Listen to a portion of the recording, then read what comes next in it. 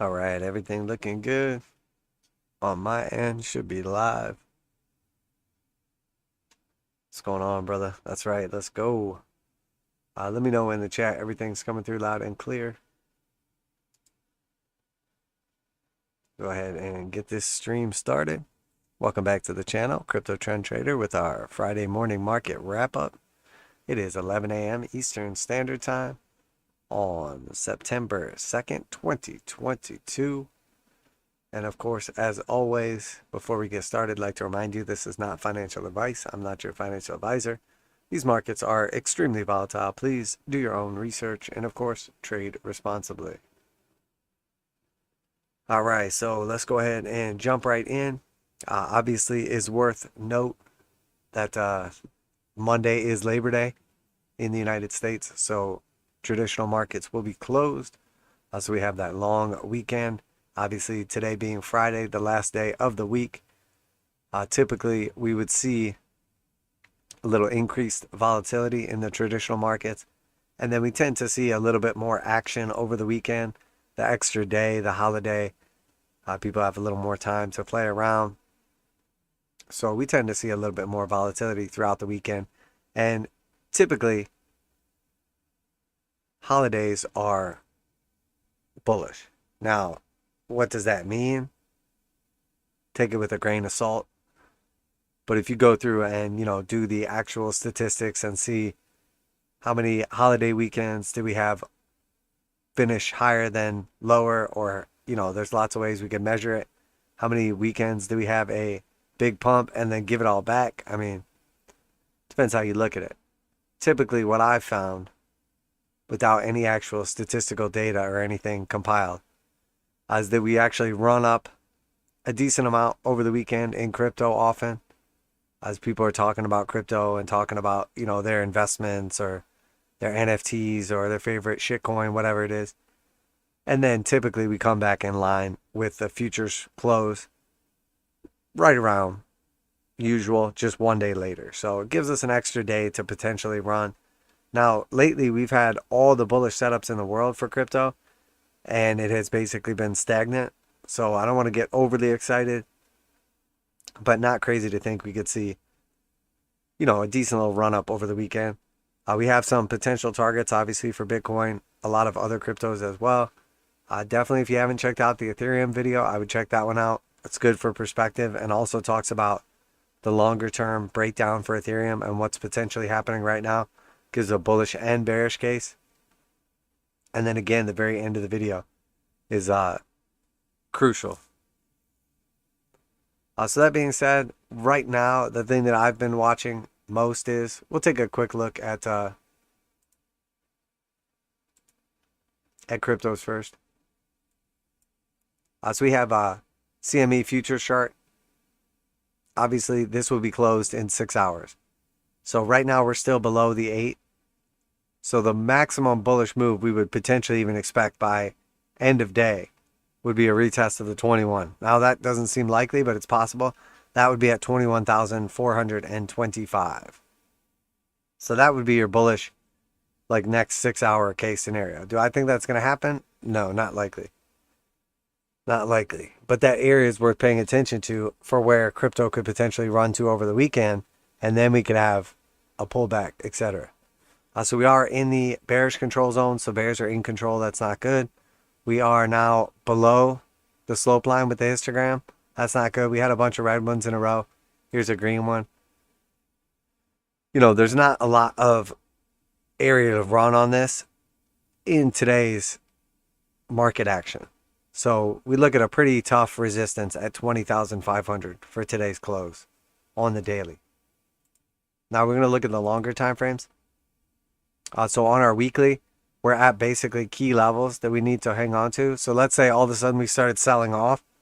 If we closed a weekly below 19,200, that would look like danger to me. That would be, alarming, because we would be closing at or below the cycle low. So right now, when we're this low on the weekly, on really just price action in general, but when we're looking at the weekly close, this looks really bad, because we don't want to be that close to just putting in a new low. because as soon as we put in a new low, we're probably just going to keep putting in new lows. So the best case scenario right now, the absolute most bullish case that we could start to build some kind of momentum off of, is that we have a low and then we put in a higher low. And then we start to swing up here. And, eventually, what do you want to see? You want to see us take out this high right here at 24,365. Back test at 21 for the first time in a long time. And then at that point in time, we would have a low, we would have a high, we would have a higher low, then we would have a higher high.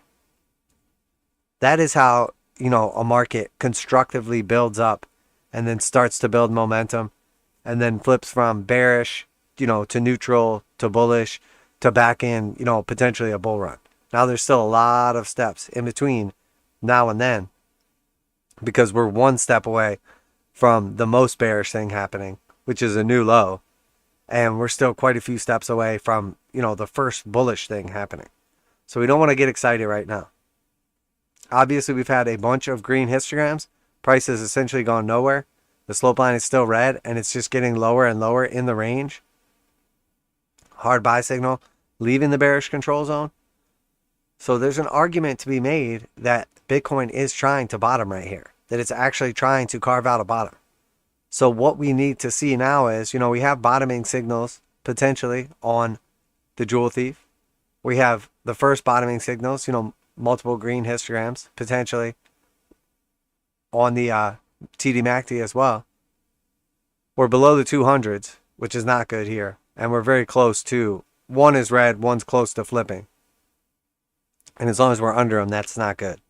So we know for sure that if we're going to have these moving averages be even remotely bullish, we need to reclaim 23,600.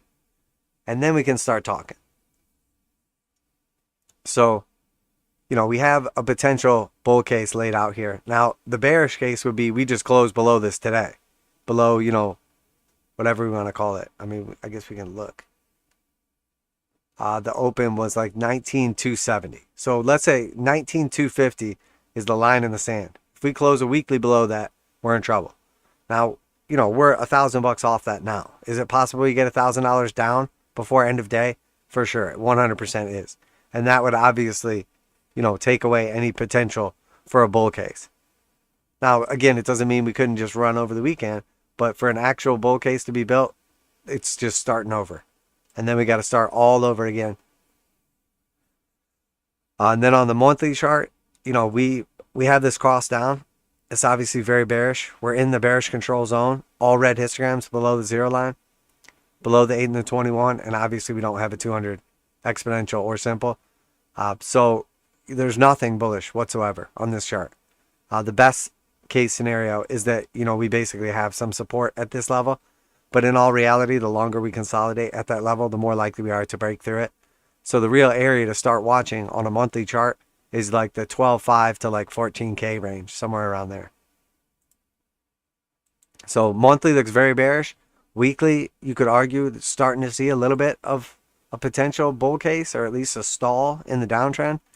And then daily, there's some potential that we could be starting to move up here. So let's talk about our bit stamp chart. And see what's a little different about the spot chart in comparison. So we're very much in the bearish control zone right here. We're very close to this daily cross up. And then at that point in time, a little bit more of a rise. We get above that 20 level. We exit the bearish control zone. We get that hard buy signal, and we know typically we'll see some kind of follow through. Now here, we didn't get much follow through. It basically went sideways, pushed up slightly higher, and then rolled over. Here, we pushed up, had a decent little run, and then eventually rolled over. So, what could amount from this? Probably, a few 1,000-point rally. If this crosses up and we get a push up here, I would think we would threaten at least those highs, 20% rally, possibly even new highs. We don't want to get bearish on Bitcoin after the moves down, obviously. Crypto just in general. So we threaten these lows with this recent push down. But so far, it is a higher low. So what if we just look at this scenario once again, where we have our low here, and we say the top is in, and then we look at how deep a retrace. Well, we got the measure move, within a couple dollars of our breakdown of the channel, so that's good. And then from the bottom to the top right here, we retraced below the 618, which is not great, but you know, essentially we held the 618 area, kind of. And then if we really look out, zoom out and look at our longer term fibs. Oh my gosh, really? We have those 2-3-8-2s right above our head. So the first one being 21,351 to pay attention to. And then the other key levels we're on top of for right now. So that 21,351 looks like, you know, a potential target for a short-term bounce here. And then that lines up also with the 0.5 of this move up. So if we came down to the 618, found some kind of support here, we're bouncing back up, back testing the 0.5. I don't think it's crazy to think that that would happen. So that seems like a realistic target. That's also the 21 on our daily. So if we break through the 8, obviously, over the weekend, let's say, come up to the 21, that gives us like that 21,000, roughly like 3 level, 21,250, 21,003. And I mean, if realistically we came up to that and we started coming up here, take out this high right here, you know, it wouldn't be long before we're up here threatening 23,250. At which point in time, I mean, we could easily be headed up to a new short-term high of this bearish consolidation. So this move normally, you know, is bearish, breakdown from it. So bullish consolidation up in the middle of a bear trend. So if we push down right here, what would the actual macro look like if we came up here and put in a new high? Well, it wouldn't look that crazy, actually. It would just sort of look like we still had a little ways to go, you know, and basically back testing that previous level of breakdown. Now, I don't know that's going to happen, and I don't want to sound overly bullish, but we do have some shorter term catalysts for potential to the upside. Now, I'm going to turn this off here, and we're going to do something we don't normally do. We're going to take a look at the shorter time frames as well. So, very clearly here on a 4-hour time frame, this is clear as day. There's no confusion about what's going on here. Bitcoin is getting absolutely wrecked when we're below the 200 moving averages, the exponential and simple moving average on the 4-hour. And when they're red and pink respectively, we would just expect continuation. And it's been steady happening this whole time. Now, once we get back on top of those, it starts looking good again. That was our recent run up here. And then we broke back down below them again. So eventually we expect that reversion to the mean play, which would be a back test of them and an attempt to push back up. We know before that can ever happen, we need our short-term moving averages to confirm green. So here the 8 and 21 confirm green. We cross up, we back test, we fail, cross back down. Again, back test, we get a back above them, cross back down. And now here, you know, we're starting to look actually bullish. We're above the 200 exponential and simple. We're putting in higher highs and higher lows. Not bad. Another higher high. And then eventually they cross back down. We lose that level of support and then they flip red again. So the first step to coming back up here and even starting to be bullish on a 4-hour time frame is obviously the 821 crossing up. So here the 821 crossed up and then immediately crossed back down. And as soon as they did, we saw dramatic price action. Now from those levels, if we look at our stochastics where they came down to right here and right here, we have a higher low. If we look at the TDMACD, here they came down and then here's our second point right there. And again, we have a higher low. And then here in price action, we have a low, then we have a lower low. So we have bullish divergence playing out between both our indicators and price action. Price went lower, but the indicator oscillators did not, telling us that one of them is lying to us. There's either not enough people selling for the price to be going this low, or, you know, arguably there's too many people selling for price to be going this low without using up any energy. So regardless of how you look at divergence, whether you're looking at the price action telling you the lie, sort of, or the indicator telling you the lie, the fact that they're not agreeing, the fact that they're diverging from each other tells you that the move itself is unsustainable. And that's the most important thing. So if we know the move is unsustainable and the move is to the downside, what we would suspect is, based on this 4-hour time frame, which obviously Bitcoin is still horribly bearish on every other time frame, longer ones. But if we look at the 4-hour time frame, we see, okay, we're actually starting to see some potential bull signs here for like a relief rally, or, you know, a weekend move, or a holiday pump, you know, whatever you want to call it, you know, manipulation, a short squeeze, whatever, it doesn't matter. The fact of the matter is we're seeing potential set up here. So we're looking for confluence. So we see here the 821 failed, but we didn't have any bullish divergence when that happened. That was just whatever, 821 crossing, starting to build momentum. So here we have bullish divergence, and the 8 and 21 cross into the upside. Now, what could happen right here that would change my mind? Well, we just get rejected right here, and we can't take out these levels, and we get pushed all the way back down here to 20,116. So we just closed the 4 hour back down below there. Now, it's happened multiple times. Here, it looked really good, like we were going to cross it to the upside, and then just massive dump. And then a decent little pump, reclaims that area, and the whole time it's fighting to try to cross us to the upside. So here it looked good, and then big sell-off, closes below it, we lose it again. So it was almost crossed here, almost crossed here. So we know the bears are fighting back. The bulls are clearly attempting to cross this bullish and get some momentum. But the bears just keep shutting them down, and then here we got a decent little pump up here. The bears push it down, and then the bulls stepped in here and actually did something. Okay, so what does that mean? Does that mean that they just beat the bears and that's it now, and we're going to go to the upside? Does it mean the bears are just taking a little break, or they're temporarily, exhausted, and the bulls are going to win this little battle, but maybe not the war? We don't know. I mean, they could literally come in the next 40 minutes and just smash us down. If we close below 20,100, it looks bad. If we stay above this level, I don't think it's crazy, especially if we take out the 4 hour peak right here at like 20,440, which we already wicked up to.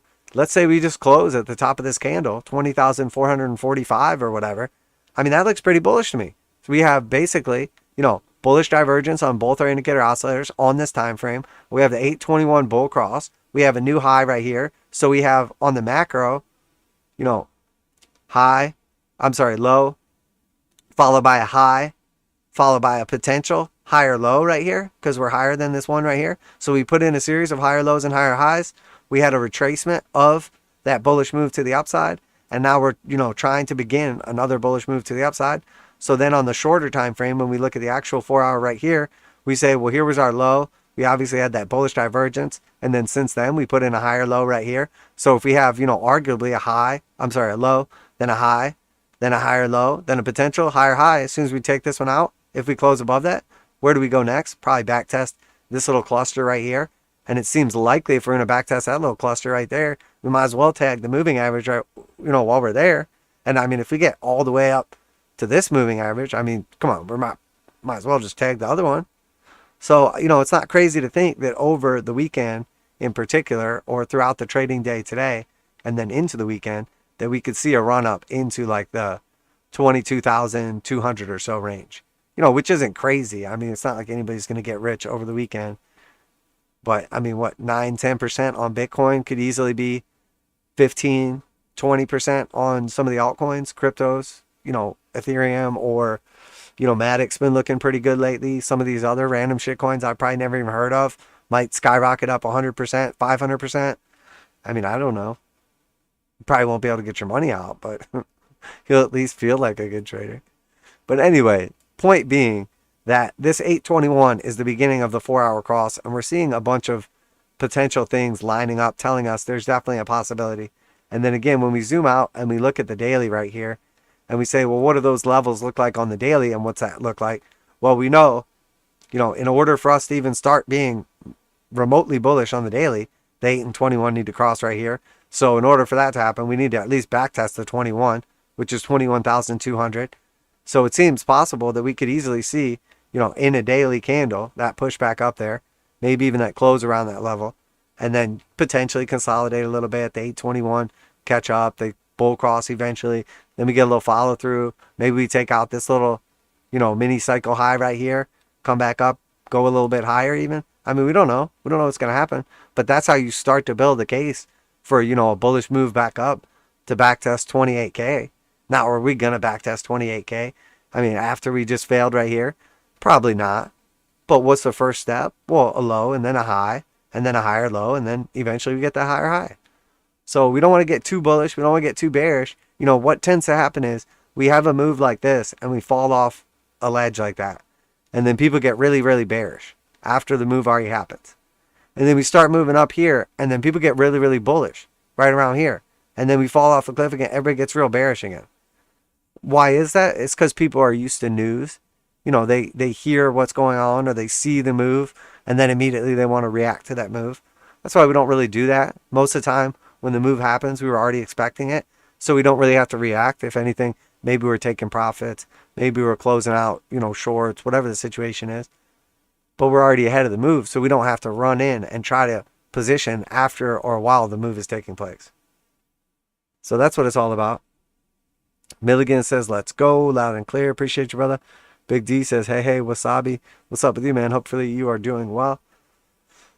So that's what I'm looking at for Bitcoin. And, if we get that move, let's say by end of day or over the weekend or whatever, that push back up to 21.2. I mean, what does that look like? Multiple green histograms, leaving the bearish control zone potentially, hard buy signal. And then what kind of follow through do we get? Maybe one more test to the downside. If that holds, then we start, the next little leg up here. Now, does that change anything? Let's say, for instance, we did come up and put in a new high. We actually got back up here, to that 28K back test resistance that we were expecting, to potentially happen. And it never did. Does that change anything? I don't think so. Doesn't change anything for me. And we still have all the same areas we're paying attention to.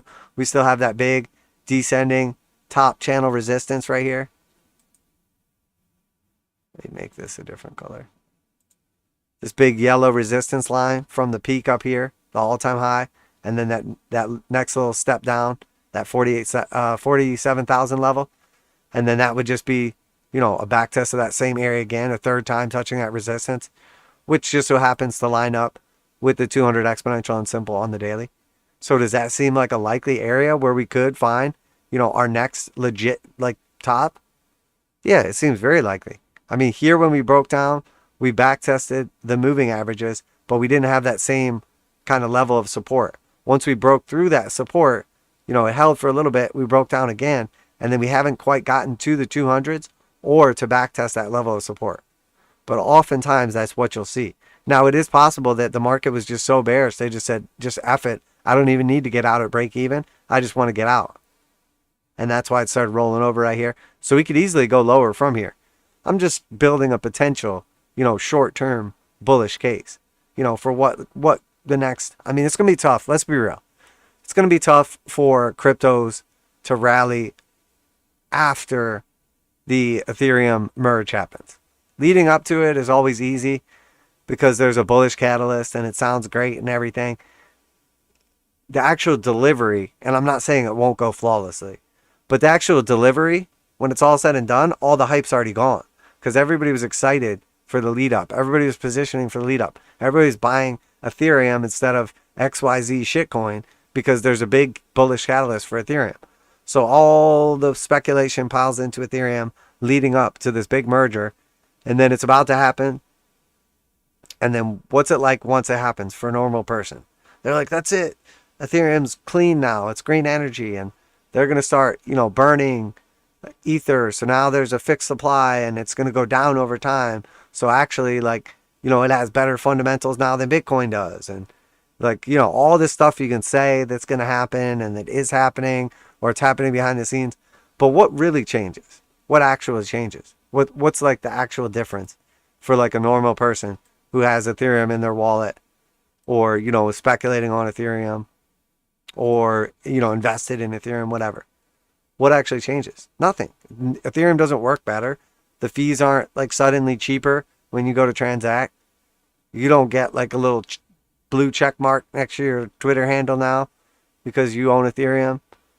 Nothing really happens. So then the hype kind of just dies back off. And then that's assuming everything just goes perfect and there's nothing wrong and whatever. It's okay, we did it. We finally went to proof of work or stake instead of proof of work. And then that's it. Then it's back to just regular old bear market. And then, we obviously have inflation numbers and we have Fed hike coming up and there's just a lot of stuff in a couple weeks to get overly hyped about stuff. So for me, it makes a lot more sense. We run up leading into it. So essentially we have the next week or 2 weeks, I would say, for a decent little run up kind of pump. But we'll see. We'll see what happens. I mean, I could definitely be wrong. Maybe we're just starting the new bull market. Who knows? Again, I do know that while we're down here, though, we're really threatening the lows. Now, again, let's just assume that we get some bullish continuation and then we have that low, we have that high, we have that higher low. Not crazy to think we finally get the back test all the way back up here that 200 exponential, which also just so happens to be the 21, somewhere around like 26,500. Now again, you know, maybe we get up a little higher to 28, a little wick up there or something. It's going to be real tough though, obviously. It's going to be real tough. And it doesn't, right now, we don't want to see, the same way we don't want to be coming back down to the lows like we have been, and, you know, potentially still are. Now let's be real here. We have two big red candles, and then we just have this little pathetic attempt to not be the new low. So if we get that equal little pathetic attempt back in the other direction, we're putting in a new low. So whatever happened today, you know, in the first better part of the day or whatever, you know, if by the end of the week, by the end of the weekend, we do the opposite, it's nasty. So, you know, we don't want to get too excited here. I mean, let's keep in mind how far we've come down. And then, you know, from the highs, we're down this much. So just look at how big that big red block of how low we are. And then, you know, from the lows, from that little wick right here, you know, we're up this much. Okay, so let's not get it twisted here. Okay, crypto is wrecked right now. It's getting kicked in the teeth, and it's barely hanging on for dear life. I mean, it's bleeding to death. It's bleeding to death. But there's a sign of life. Like it groaned a little. We're not going to get excited like all of a sudden crypto's just going to come back and win this fight. Okay, it's still missing all its teeth, still bleeding to death, almost dead. Okay, but at least it's not all the way dead yet. Like for a minute there, we thought it was dead. It wasn't even moving. There was no groaning. It looked like it was running out of blood. Like it was getting beat down badly. Okay, so let's not get too excited for the little groan. But it doesn't mean we can't make 20% real quick. Potentially, you know, it doesn't mean we can't have a 30+% move back to the upside before, you know, the brass knuckles come out or the billy club or whatever. And, you know, crypto does get beat the rest of the way to death. Or maybe not. Or maybe we just go into a giant bull run and, like, you know, it turns out actually we're going to colonize Mars and we're all going to use Bitcoin and space bucks or whatever. I mean, anything's possible. But for perspective, though, crypto looks horrible right now. So we're not talking about, oh, this is the beginning of a new bull run. We're talking about a quick little 20 or 30% potential scalp over the next few days or few weeks before, you know, we drop to zero, or maybe like 12 to 14K. So that's what I'm looking at. You know, we left the bullish control zone. We got the hard buy. Unfortunately, you know, rolled over pretty aggressively since then. That's one problem with the spot market compared to futures. You know, if spot could have hung on for a little bit and then had the run up, futures and spot could have had that same buy signal at the same time, more likely of continuation. A bunch of green histograms below every single moving average right now. It's pretty bad. It's pretty bad on the weekly. Pretty damn bad. I might have said daily. I meant weekly though. And then monthly, we're in the bearish control zone. All red histograms below the zero line, red slope line below the 8 and 21. I mean, this is brutal. It looks disgusting. Obviously, the monthly just started. Is it crazy to think we push all the way up here? And you know, we obviously had one monthly candle right here, one monthly candle exactly the same. So do we just get one more monthly candle right back up here again? Maybe. I mean, is that going to be like our little range? I would say until we take out the low or until we take out the high on a monthly candle, I would just assume we're just going to kind of chop around in this range. Now, I don't know how long that's going to happen. It's probably going to happen this month because I don't think Bitcoin wants to be range bound at 20,000. I think it wants to either get the fuck out of here, back to the upside, or it's just going to fall like trapdoor. Because this is not where you want to hang out. You do not want to just hang out on support. 20K is like the last line of defense before this thing gets nasty. You know, 14K after that. So, you know, we're talking about 40% moves. Well, maybe not quite, but I mean, depending. I would imagine, and depending where we break down from and how aggressive it gets, you know, a quick 30% move is not crazy. Just because that just takes us back down to that candle close and open right here, and then also this little tip. If we just touch that tip, 30%. Ugh. But I mean, what does that make the risk reward at this point in time? If you're saying, okay, we're either gonna drop 30% or we're gonna backtest 8 moving average. That's 38%. So it's coin toss. So if you were just, mindless bull tard and you were just like, F it, that's a great risk reward for me. 1 to 1. I mean, 1.3 to 1. That's fucking amazing. So I'll just get all over that. I don't know, maybe. I don't really see it, but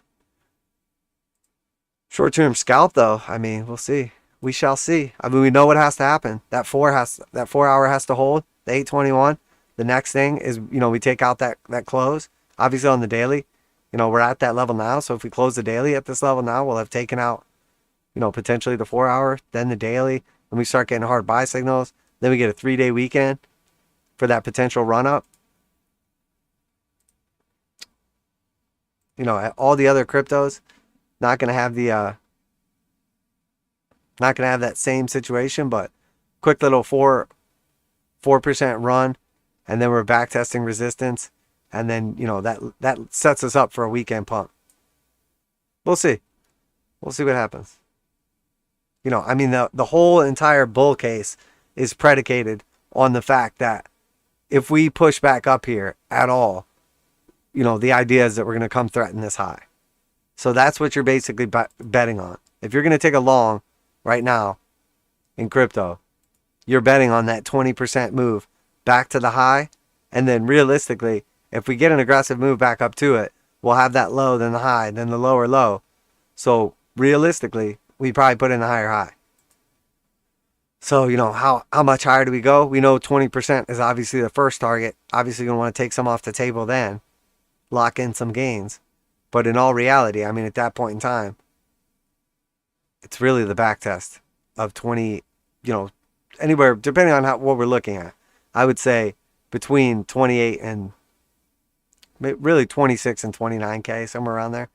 45%. So what's that look like on altcoins? What's that look like on Ethereum? Let me take a look. So here's Ethereum on the daily Bitstamp chart. So I did that in-depth breakdown on Ethereum and basically laid out a bunch of really bullish cases and then a short-term bear case followed by like a super bullish case. So we'll see what happens here. But realistically, I look at this as essentially we have topped out this trend. That was Ethereum all-time high. And then as of now, it looks like we're basically in the middle of 5 waves down. So I think we still have further downside.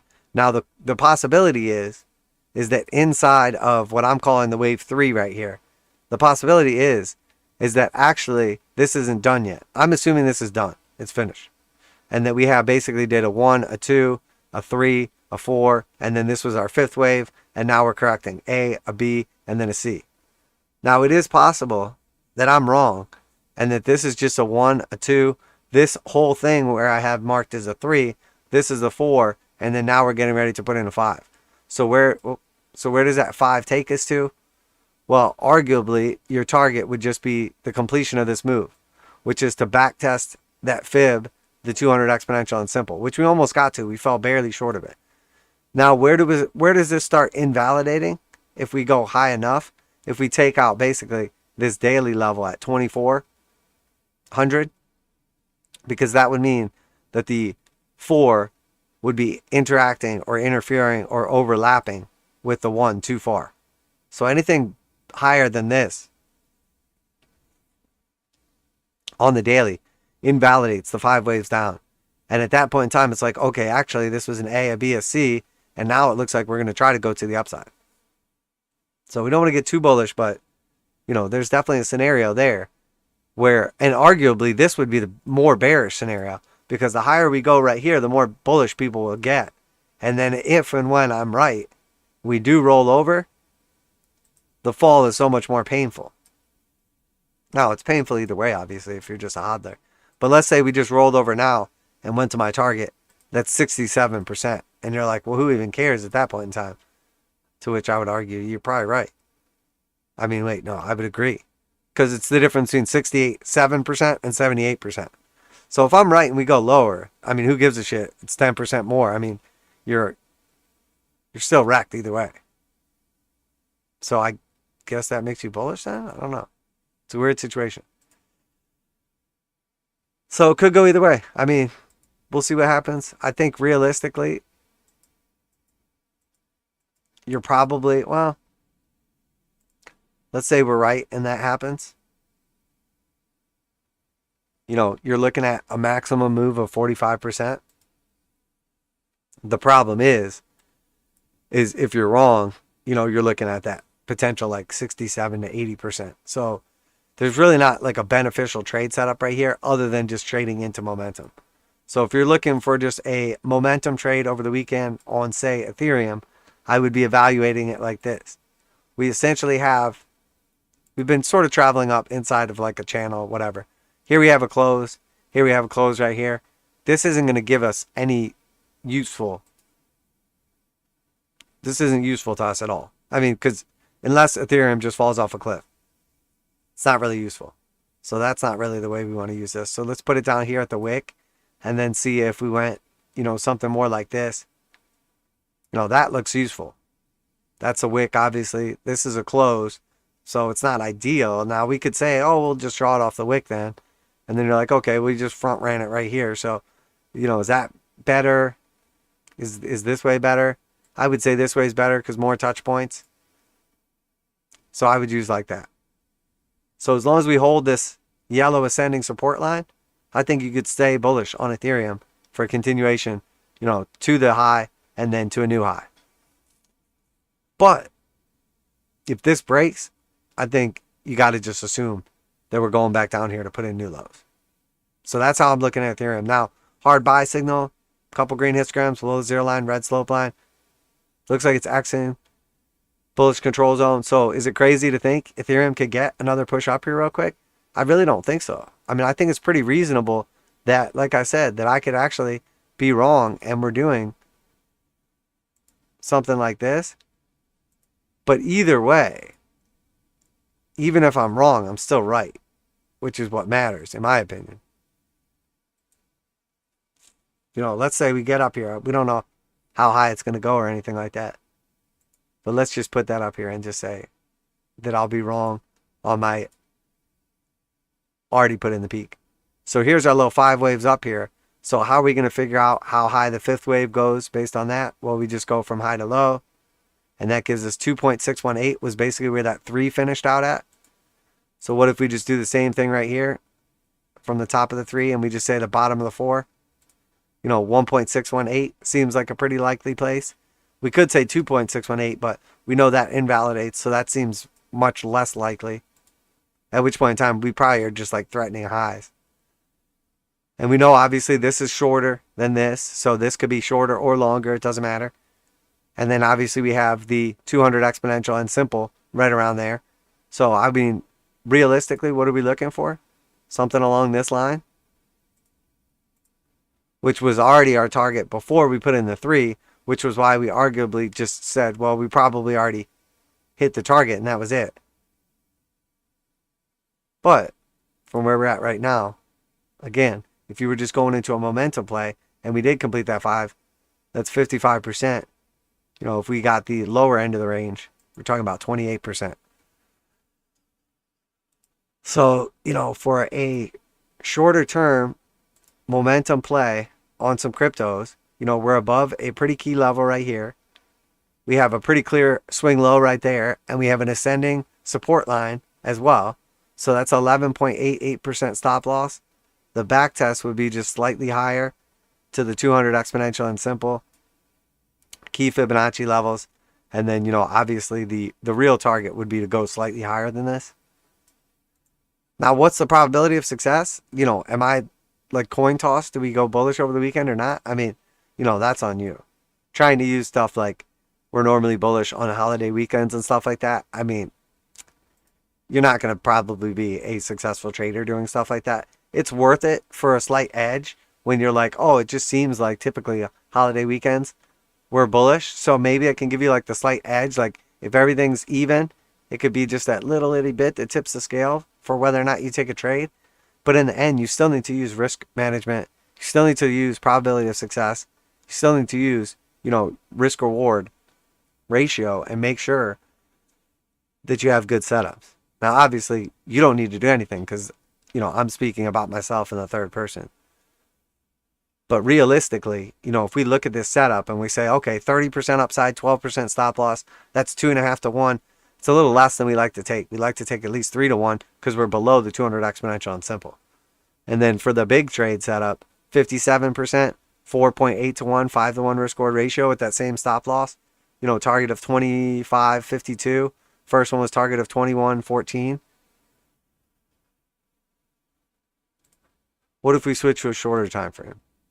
We know Ethereum's more bullish. It's already got the 821 cross to the upside. So we were talking about this is where we're at on Bitcoin. We're basically at that level where we're trying to cross the 821 on the 4-hour bullish. And once we do, maybe we backtest it and then backtest it again, and then eventually we move. Maybe we don't need all those backtests. We just start moving. But we know the first thing to do is cross the 821 to the upside. Then we know the next thing we're hoping for is a backtest of the 200 exponential, then a backtest of the 200 simple. And that was the exact situation we talked about earlier with Bitcoin, with those like 22,000, 250, 300 targets, whatever.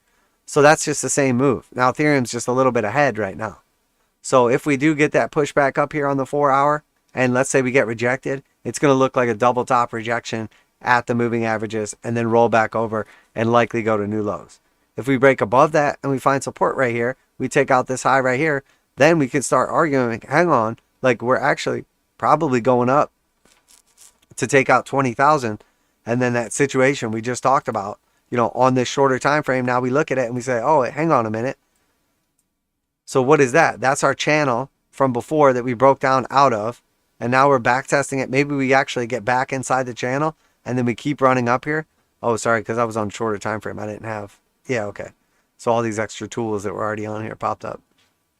So that was why we took profits earlier, as we were just so damn close to our take profit zone. But now, after having, you know, come back down and reset, there's an argument that there's still a little meat on this bone. So that's that initial test is basically above the 200 exponential and simple, and then the continuation. So that would basically just be us flipping the 200 exponential and simple blue again. We did it for a little bit. We had a nice little run up. You know, that was essentially the breakout of this pattern. And you guys remember the reason we got bullish right here is because we were basically trading in this sideways channel, and we were moving up to it with like strength, momentum, the 821 cross to the upside, threatening the 200s, and that was a 63% move. So definitely some possibility here. Definitely some possibility for crypto, you know. Again, still very, very bearish long term. But I think we've built a case for a potential weekend or like even multi-week move. I mean, this could easily last for a couple weeks, right up until the merger, and then after that, boom, Ethereum just goes straight to zero. That's my base case. The bear case is it goes negative. Bull case is it goes down just a little bit. All right, so Bitcoin dominance chart again looks like altcoins. You know, we're getting ready to break to a new low right here. So, you know, what does that say for altcoins? Means they're probably going to run. There's that other one. Bitcoin dominance without the stable coins. Still well off the lows. So what does this tell us? There's a bunch of money in stable coins, I guess. Yeah, a bunch of money sitting in stable coins, ready to rush in to shitcoins or Bitcoin, maybe. Total market cap bouncing off 200 simple. Again, I mean, trying to put in a higher low. That's what we want to see. You know, it starts with one candle. That's not a new low. That's definitely the start. So this looks okay. Hard buy signal, bunch of green histograms. We're at crypto back at 1 trillion, 1.06 trillion. Maybe we touch that 21. $1.18 trillion. So that Matic play came back down almost to the entry. Looks like we still got a little meat on the bone up to the 382. Now, again, if we get above that level now, we've already tagged the 200 exponential once. If we get back above the 200 exponential and simple, start consolidating, hit the 382, then we can start looking at, you know, some of these other targets. Obviously, you could look at top to bottom or bottom to top. So BNB was looking a little scary here. We obviously have this ascending channel. Kind of broke out here, tagged the moving averages. Should have held support right here and then shot to the upside. Instead, gave it away, melted down, lost the 821 cross, broke down from the channel. Looks like it's ready to hit that measure move down to like 231. But instead, is it going to pull a fake out and, actually push back inside the channel? Could it be drawn slightly different so it actually just held the whole time? I don't know. That might be a stretch. Yeah, I mean, I guess. I don't know. That's a stretch. Yeah. I mean, if we give it the benefit of the doubt and say, okay, it really did, hold the bottom of the channel right here. I mean, this is do or die right here. So, is there an opportunity for B&B for a long trade? I mean, obviously, if we take out this low, if we take out this consolidation low right here, we want a jet. So we could run a pretty tight stop loss. And then just to move back up to retest the top right here, we're looking at the difference between a 6.5% stop loss and a 15% upside. But realistically, if you're going to threaten that, it's the same thing. There's a decent possibility, actually.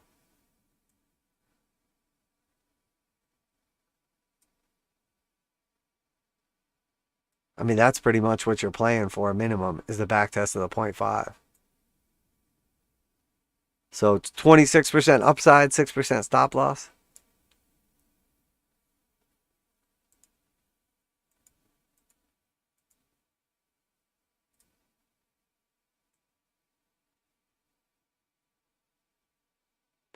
I mean, you could keep the stop loss so damn tight. You put it at like 3%. I wouldn't want to get wicked out, though. I would have to go off like a 4-hour close minimum. I mean, it's a decent little setup. I still think you got to be real careful on the longer term. This doesn't change how I look at Binance on the longer term. I mean, the difference being, obviously getting above this level starts really changing the perspective on things. But I mean, if you look at this, you could easily take a long to the upside and run a 26% move and then just enter your short once we get back to the 0.5 if we get there for a massive move to the downside. I'm still very bearish on Binance the way this is looking right now. But it doesn't mean short term there can't be a little pop to the upside. And again, let's say this does just go sideways or roll over. I mean, I think that just further enforces the downside target. Yeah, this could get real nasty. So, there's potential for crypto. It looks like everything's looking for at least a short-term little weekend rally. Obviously, today's daily close will make a big difference too. Yeah, let's go ahead and take a look at the traditional markets, see what we got going on over here. So obviously, all of this rally is brought to you by weakness in the 10-year and DXY. Both of which were, TNX slightly off of the cycle highs, but the close for the monthly. I mean, that's so damn bullish. Just basically, just cementing its strength. And then this little gap up to start, we know what that's waiting on. I don't expect this to do anything except for maybe come down and fill that gap, backtest this peak right here until the next rate hike. And then as soon as the next rate hike comes in, I expect this to shoot up because it will have confirmed the breakout on Fed funds rate. Because this right now is just waiting. I mean, it's like, we kind of already broke out, but let's just wait until we make it official. Oil put in new lows right here. Not cool. But we do know that is a key area. Apparently not on this chart because I deleted everything. Because it's all gone. Okay. So we have something. What was it? The peak right here. What the hell is going on right now?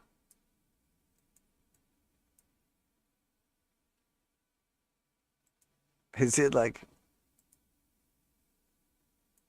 Is it hiding it because I'm on the wrong time frame? What the fuck? Is it black so I can't see it?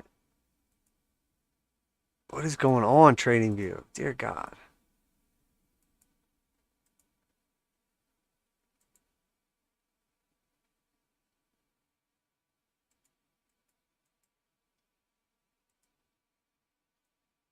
Jesus. All right, let's go to a different time frame real quick and see.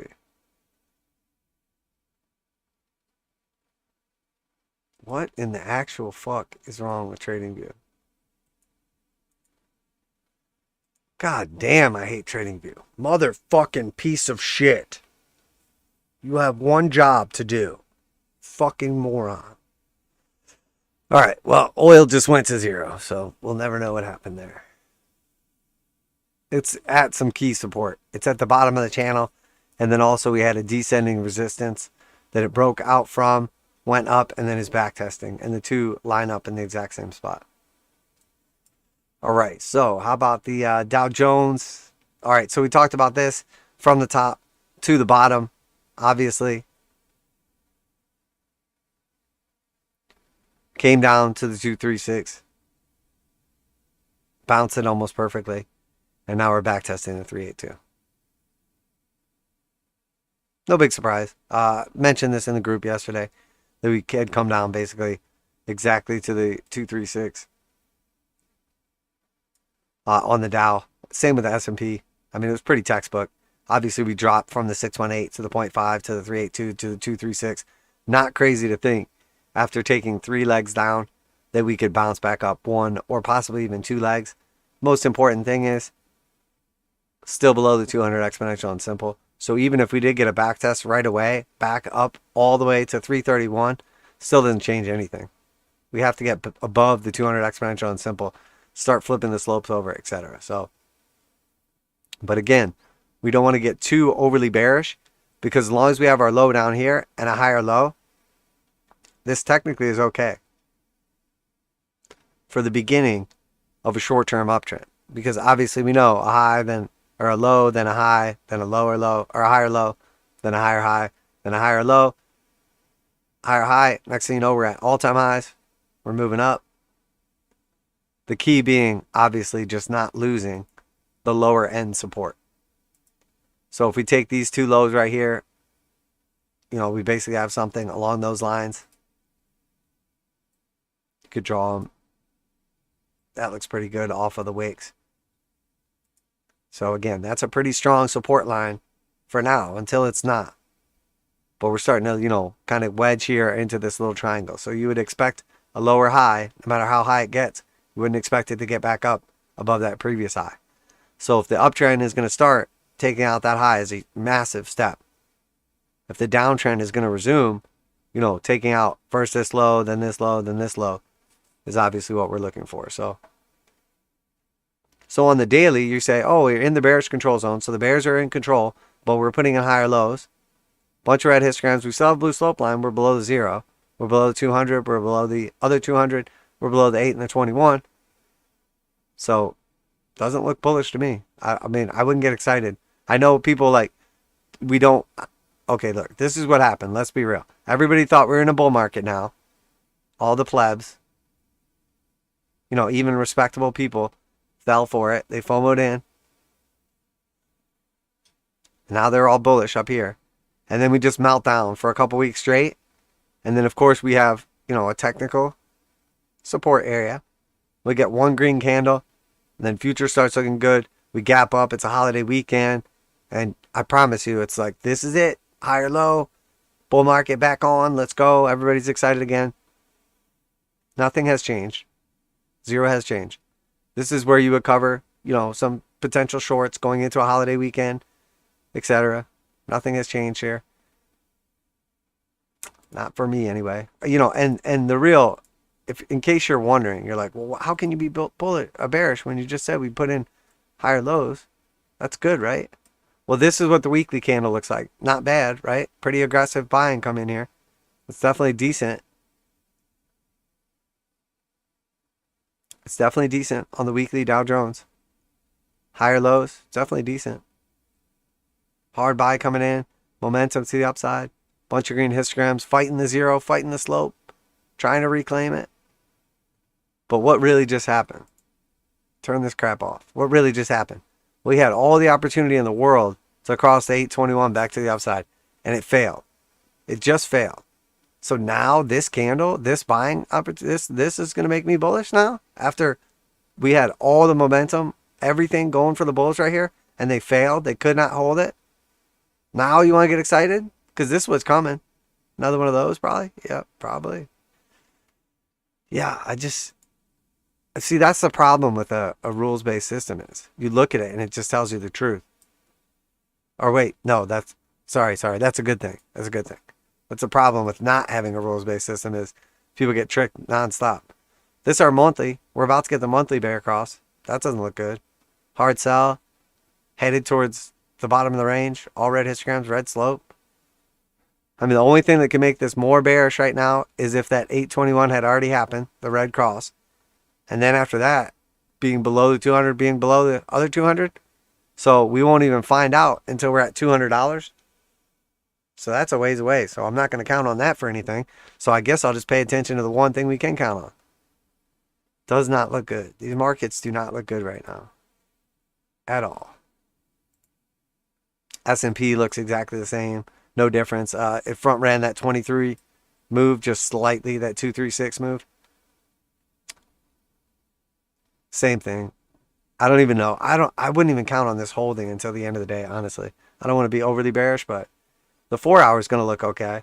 I mean, it would have been better to close at the highs, but QQQ looks almost exactly the same. No real change here. I mean, just on the longer time frames, it doesn't look as good. The weekly looks okay still. Decent little buying, but again, clear rejection. This is a clear rejection. And I know it's enough to trick people, and that's the point. If I'm going to trick people, I have to make them think that things are going to go up so they'll buy my bags. Otherwise, I'll have no liquidity. There'll be no buyers, and I'll be trying to sell, and there'll be no buyers, so I'll get a horrible price. So instead, we just paint the tape. Qs, again, already had the red cross, already had the rejection. It's just, I can't get bullish on something when it looks like this, unfortunately. And then obviously, just the weekly on this. So Russell. Bouncing the 200 exponential and simple. Already getting the cross back to downside. See, this one actually flipped bullish for a second on the weekly. And then flipped back over. That's not what strength looks like. It's not what continuation looks like. And then the monthly again just looks terrible. I mean, it looks like the Russell's coming down here to tag the monthly 200 exponential and simple. So 33% downside, I'm counting on it. I am counting on it. So nice little move on semiconductors, little bounce off of the lows. Now, here's another thing that makes me bearish more than probably most people is. The same way that everybody talks about the breadth of the rally. You know, is it just Apple and Microsoft rallying? Is it just the major indexes rallying? Or is it a lot of other stuff? The way you pay attention, or the reason you pay attention to that breadth is, it's easy for like a couple concentrated things, especially like the strongest in a space, to rally and look good. It's much less difficult, or I'm sorry, much more difficult, or much less likely that you'll get a false rally in like everything. Because then a bunch of money has to flow in. Everybody has to be like, you know, investing. It has to be like a risk-on environment. Same with Ethereum right now. Ethereum's been outperforming everything, but nothing else is really doing that great. Like some things are doing okay, you know, but Ethereum's been doing by far the strongest because it has a big catalyst. It has a big news event. It has a big thing for everybody to pay attention to it and say, oh, there's a reason to be bullish on Ethereum. And it's like, oh, okay. It doesn't mean you're not bullish on Cumrocket or Shiba Inu or Dogecoin or Matic or BNB or Bitcoin, or it doesn't mean you're not bullish on those things. You could be in a cult and still love Cardano and love Chucky and just be all about him and just worship the ground he walks on. You can still be in that cult, and we know you're not going to sell your Cardano beads. I mean, they're used anyway. Nobody's going to buy them. There's just not an aftermarket for them. You stake them and you get the income, and then, you know, you lose 50% of your money, but you get 7% interest. So it's not a bad gig, you know, for those type of people. And that's okay. You can be in the Cardano bead cult. You can love Chucky and still bet on Ethereum because, you know, the idea of the green energy or the proof of stake or just everybody else is excited about it. So you're like, well, F it. I'll get on that bandwagon too. So that's my point is what we're seeing in Ethereum is just everybody paying attention to it at once and enough people betting on it. So there's like no breath in the real crypto rally. It has been all Ethereum and Matic and BNB and a couple other ones. Most of them didn't even get up to their 200 exponential and simple, including Bitcoin's pathetic ass. But I mean, it doesn't mean the rally's over, but so far. So that's what I'm seeing in the stock market. We're about to see it here in a second too. I want to talk about stuff that's making new lows because that's my lead in, my flawless little lead in. A lot of stuff just put in new lows. So we just looked at some stuff that's putting in higher lows and made a strong argument for those. Well, what about the stuff that just put in new lower lows? Days since new lows, 0. That's worth paying attention to. So here's the DXY. So it started to push up here yesterday. Obviously, we just had the monthly close. The bears or the bulls painted that tape, as much as I mean, when I say paint the tape, I'm not talking about manipulation. I'm not talking about anything shady. I'm just saying, if, at the end of the month, everybody knows, oh, look, a monthly candle is about to close. So in real life, if you were watching this for the 31 days of the month, you saw the story of what happened during this candle. We watched it go up and we watched it go down in the battle and all the news and everything going on in real life. And we saw the difference in gas prices and what you ate for dinner every night and, all that good stuff. Okay. But if you just look at this monthly chart and you don't know about any of that shit, you're looking at it months from now or years from now or whatever. You don't know what, what was on the news. Oh, what was Joe Biden's latest gaffe? Did he try to shake hands with a ghost? Did he fall downstairs? Did he mumble about stuff and nobody even has any idea what he's talking about? Of course he did. Of course, obviously. I mean, that's a bad example because you could say that any month. My point being is that you don't need to know all the stuff that happened during that month to just look at this candle and say, oh shit, that's a really, really bullish month. So the whole battle that took place when it was down here for a little bit and the candle before it looked like, oh, this is a shooting star, it's getting ready to top out. You don't know all that when you look at it. I mean, you could assume that there's going to be a bunch of dumbasses trying to call for the top of the dollar. But when you just look at this candle, it was painted, it was printed a certain way. So that when you look back at this, when anybody looks at this candle and just says, hey, let me look at the monthly chart, you say, oh, that's a big green candle. That's a big green candle. Oh, and that's a new cycle high too. Okay. So anybody that looks at that is like, yep, that's bullish as fuck. Uh-huh. And you're like, well, where's the next target? Well, I mean, probably retest the previous high, 120. That's what you see when you look at that. So that's what I mean when I say painted the tape. I'm not talking about manipulation. I'm not talking about trickery. I'm talking about the battle for that month that took place between the bulls and the bears. If it would have looked more like this candle right here, people would be second guessing it. They'd be, oh, another rejection? And the bears pushing price all the way down? Oh, and this one was red too? Oh, that's it. That's the top. But instead, everybody looks at this and goes, oh, that's a big, thick green candle? Dollars. Fuck yeah. So this little bit right here, after the candle prints, after you paint the tape, one day later, who gives a shit? Nobody gives a shit about that. Nobody gives a shit about the next day or the week or whatever. All you care about is what happened. So that first week of the last month, last one closed, and then we had that initial sell-off. That was the first week of the monthly candle that just closed. And then, push down here in the first 2 weeks, whatever, and then we push back up in the next 2. So the first couple didn't really matter. It's the close that matters. So when you look at each time frame, it's worth paying attention to that. What just happened versus what's it going to look like, in hindsight when you look back at it. And you guys know, when we look at this weekly, until we break down below the 8, anybody saying that the dollar is going to go lower is brain dead. And I mean, until we break down below the 8, there's no way we break down below the 21. So anybody calling for the dollar to go lower, obviously brain dead. So the truth is, until we actually break down below the 21, there's no reason to even begin trying to say that we're even close to this bull market being over in the dollar. Because we know what's going to happen. Let's just say this was it. Let's say you come back from the future and you're like, hey, I know you don't know me, but trust me. And I'm like, yeah, I don't know. You just seem like a random crazy guy. And you smell a little funny too. And you're like, no, that was from the time travel. And I'm like, yeah, you look homeless. How about I just give you a couple dollars and you leave me alone? And you're like, no, seriously, I'm from the future. And then you pull out a newspaper, and show it to me. And I'm like, oh, okay. And you build your case. And then finally I'm like, all right, you're maybe a future time travel. Why are you annoying me right now? I'm just trying to go grocery shopping. And then you say, okay, look, the DXY is actually going to top out. And then when it tops out, this is what's going to happen. It's going to break down to the 8, bounce around a little, and then it's going to break to 21, okay? And then it's going to break down below the 21, and then it's going to backtest it. And then eventually the 8 and the 21, they're going to cross red.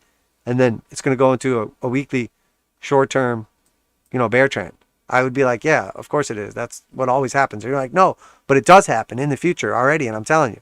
It wouldn't even help me any, because I would just look at this and say, well, we'll see it happen in real time, so who gives a fuck? So that's my point is. So until we threaten even the possibility of the 8 and 21 crossing back down to the downside on any time frame, a daily, a weekly, a monthly, anything, there's no reason to not be bullish on this. It has like massive momentum and is literally just going straight up in the sky.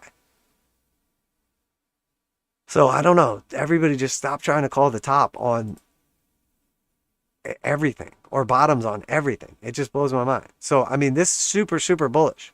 Super, super bullish. Now, can it go on forever? No, of course not. But right now, it's so, so bullish. And, if we want to doubt it, let's use the daily then. Let's wait till at least the daily read, 821. And it doesn't look like, a bullish reset, which is what happened the last 8 times. I just don't see it. There's no threat right now. Now, if that starts happening, sure. So now let's look at some of the stronger or like the big movers in the markets here. So we have Apple. Obviously, Apple topped out here exactly as expected at resistance. We're back testing the 200 exponential. It's bouncing the 200 exponential, bouncing back to 200 simple. I would expect it to chop around here a little bit. And then assuming momentum picks back up, I'm still counting on a break. Still have blue slope line. We're below the 0, below everything. It's not crazy to think we try to push up here. We try to consolidate a little bit. But I do think we put in a lower high and see continuation of the downside.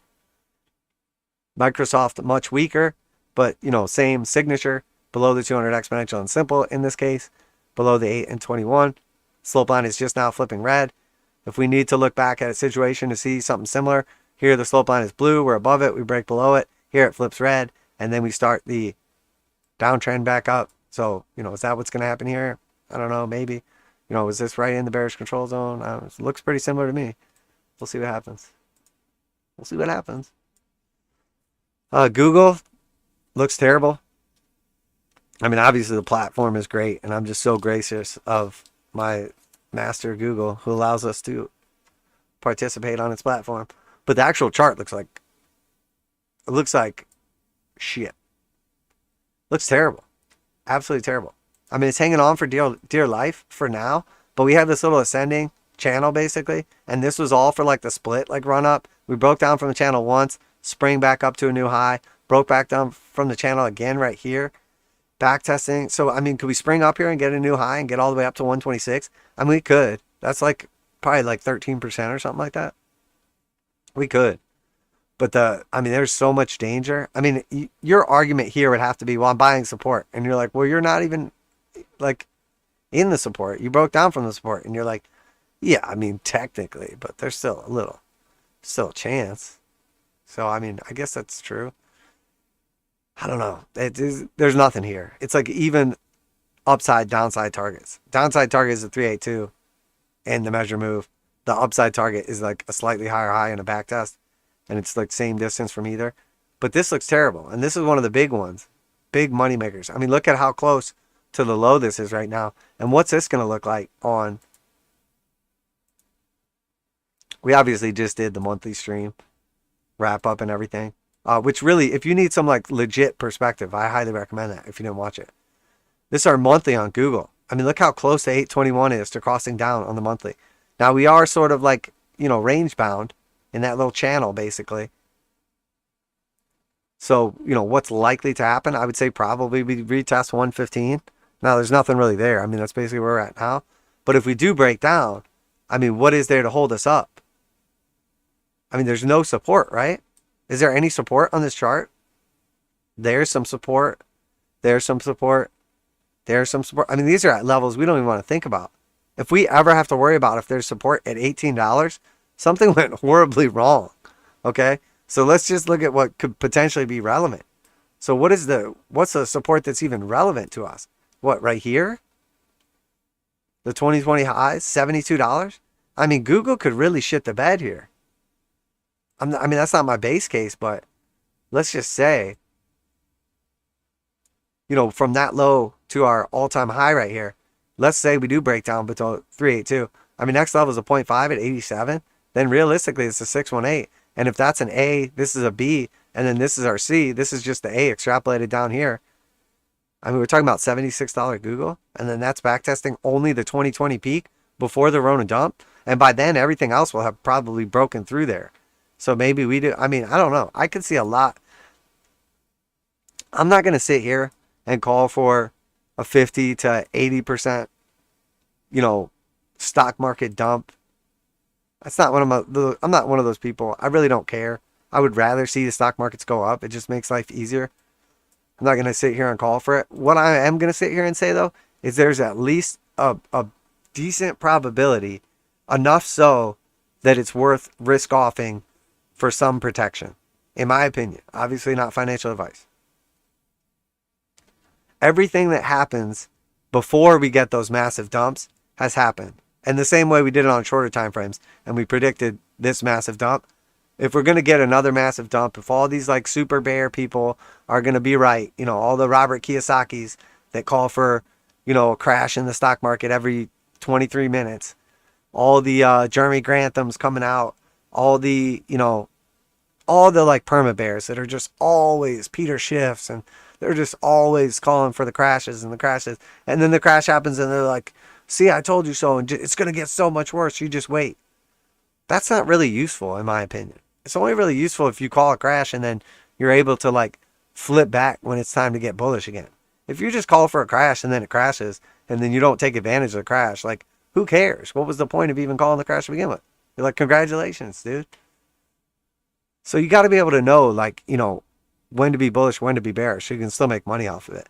So if I just call for a crash forever and sit on the sidelines and then it finally crashes and then I don't enter, well, who cares? Who cares? So, you know, I mean, Google, if it decides to let go of this level, that looks like a pretty clear rejection. We got one right here. We're getting one again right here. I mean, look right here what happened. We consolidated around this area, you know, failed again, almost got the cross here, and then dumped. We consolidated around this level, failed again. Now we're testing the lows. So it seems likely to me, personally, in my opinion, it seems like there's a good probability that we're actually just getting ready for another leg down. And where does that leg down take us on Google? Well, where everybody else is already at. Even though Google hasn't been a stud lately by any means, it's been kind of just going sideways to down, it's still well above the 200 exponential and simple, which is at 98 and 91. Everything else has pretty much already gone down to those levels, with the exception of like top performers on a weekly chart. So that seems likely. This area right here seems like a super high likelihood target of where we're probably going to go. And then when we get there, you know, probably not a bad idea to take at least a short-term scalp off somewhere around this area. Now, that's a huge area. We'll have to watch and see what's going on when we get closer to it. You know, are we looking for more of this area? Is there a legit risk-reward ratio, etc.? But we can identify that and look at it in the future. Now, if we think we're going to go down here to 76, is it worth scalping off 90? Well, it depends. I mean, if we're scalping off 90, expecting it to get back to 110, sure, that's a $20 scalp right there. That's not bad. But if we're expecting it to only go up, you know, 5-6%, and then we're expecting another 20% downside, you know, it's probably not worth picking up pennies in front of a steamroller. So Tesla's next. Tesla's been holding up very strong. Again, one of the top performers, barely hanging on to 200 exponential.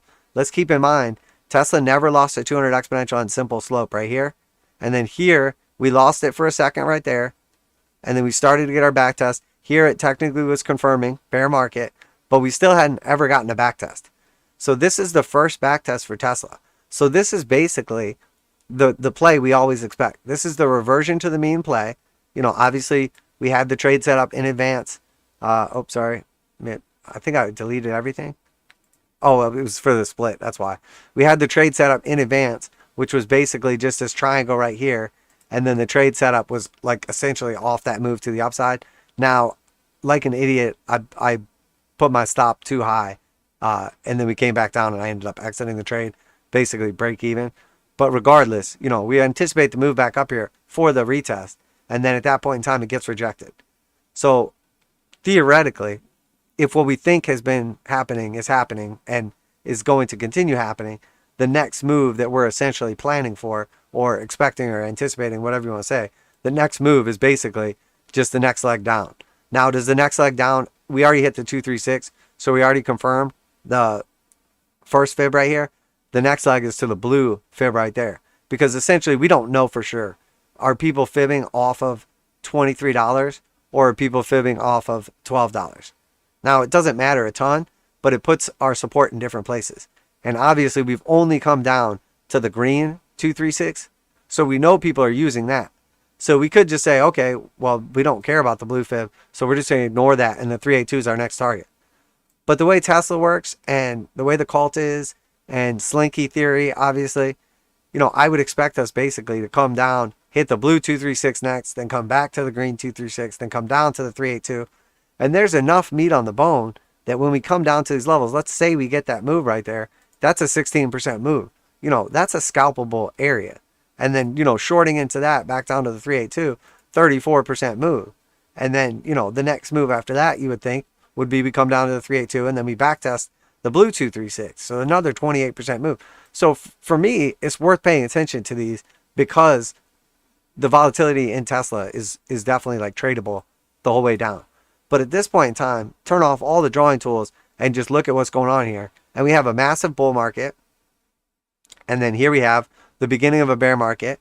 We have reversion to the mean backtest. And then what happens after that? Rejection, lower lows, and, bear market. And we've seen that. The reason we know that is because we can look at literally any other chart in existence. So we're looking at all the strong ones right now, so it doesn't look as evident. But I'm going to switch you another one real quick. This is NVIDIA. Same thing. Massive bull market, massive bull run, just absolute fire. And then lower high. This is our first lower high. And then loss of the 200 exponential and simple. And then meltdown. And then backtest of the 200 exponential and simple. And then new lows. So we talked about, some of these winners are now the biggest losers. NVIDIA is making new lows. There's a lot of trash. There's a lot of garbage, like run by a kid living with his parents with, $100 million valuation that's not making new lows. That's a crypto project of a dog. Okay. Or, a cum rocket. Actually, I don't know what their actual logo is or anything. I just assume it's a rocket with cum all over it. I could be wrong. I don't know. But anyway, so what does that say? NVIDIA is a real company that makes shit. They serve a purpose on Earth. So, what happens when all the cum rockets catch fire and explode?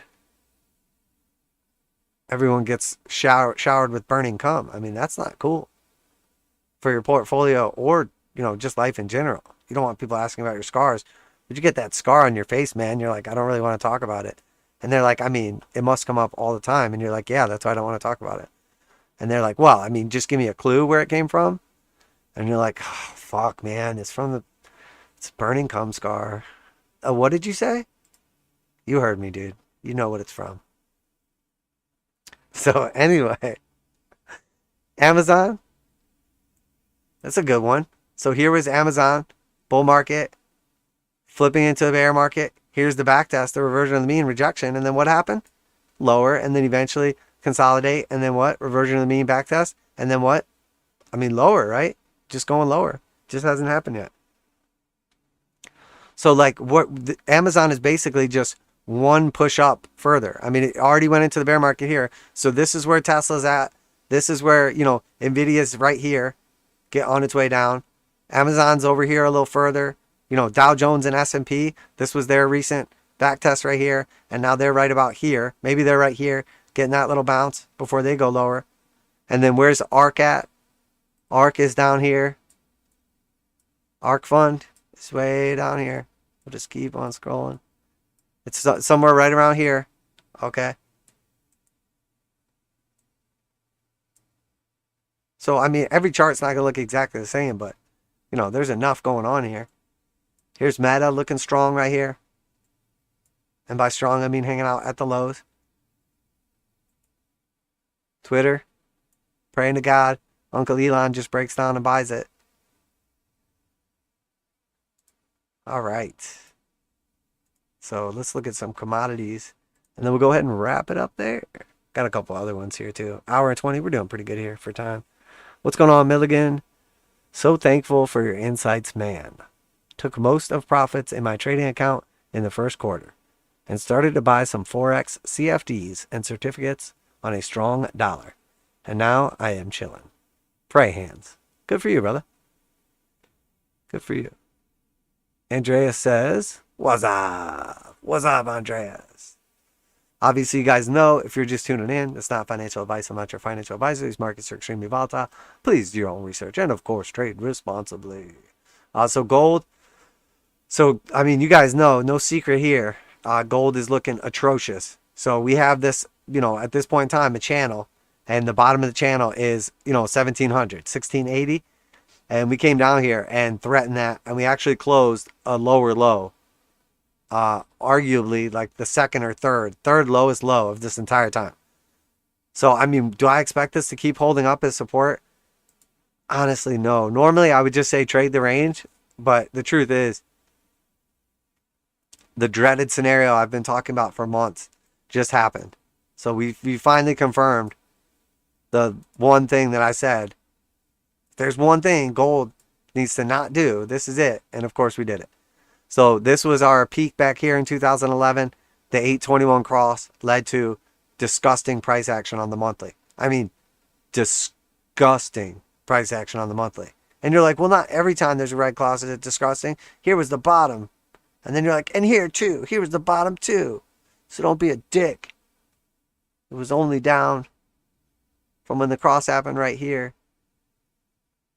Well, realistically, it would be from the top of that candle. My bad. I don't want to J Bravo it and act like I'm doing better than I am. 7.5%. You're like, it was only down 7.5%. And then 6 months, dick. And I'm like, okay, yeah, you're right. And you're like, so how would you have known to buy back in then? Dick. And then I'd just be like, well, I would just wait until this turns green. And then I would just say, oh, 821, cross back up. So I'm bullish again. And then you'd be like, yeah, but how would you know when to sell? And I'd be like, well, I just wait for it to cross down bearish. 38%. Oh, that was easy. So, I mean, you don't have to guess. There's not like some secret. I'm not like, oh, well, what if the worst case doesn't play out? Well, if the worst case doesn't play out, we could buy back in probably at the same price or slightly higher or slightly lower. So, I mean, here, if we just say, well, I don't know, what if it's not a worst case scenario? Well, it wouldn't matter because you just buy back in right here at the 821 bull cross and you save a 25% downtrend. And then right here, what's the difference? Well, maybe you get tricked by this candle and you end up selling out right here. And then you actually have to buy it back in slightly higher. So you lose 3.5%. So you pay 3.5% of your gold position because you have to buy it back 3.5% higher.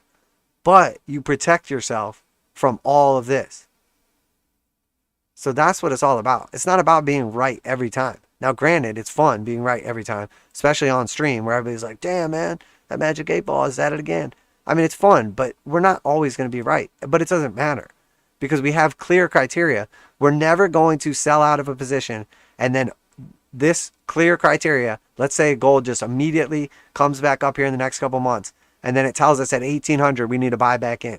We're never going to be like, well, we'll just wait for it to come back because I don't want to have to buy it higher. We're never going to do that because that's not what the trading plan says. But there's a lot of shit pointing towards a meltdown like this. Here we saw, and I mean, we'll just walk through it real quick because it's just so important right now. And again, if you're in a different country and you have different currency, your chart might not look like this, and maybe gold is good for you.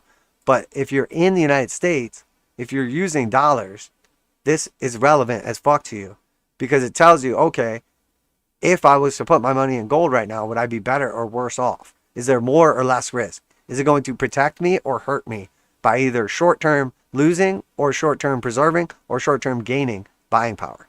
And that's why this is important. Here we break down, hard sell, leave the bullish control zone, back test, and fail to cross the 820 or the stochastics back to the upside. This is current. Same breakdown, hard sell signal. We cross and back up bullish right here and then immediately cross back bearish. So we would expect that same type of continuation. The only difference is We didn't cross them back up here technically. Here we did, and then we got rejected.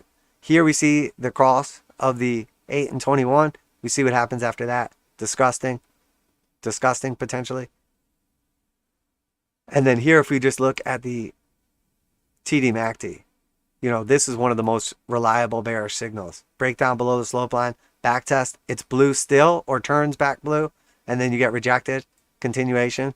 Same thing here, it's still blue, back test, rejected, continuation. So, you know, I don't have to be right, but I know what to do if I'm wrong. Just buy back when it crosses green again.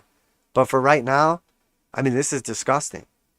I mean, this is, we can look at how many different times and how nasty it got. You know, here it wasn't that nasty.